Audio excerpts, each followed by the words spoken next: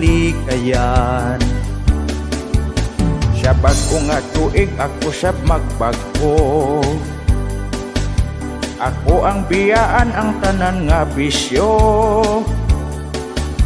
Di na ko mo sugal ug di na mo inom.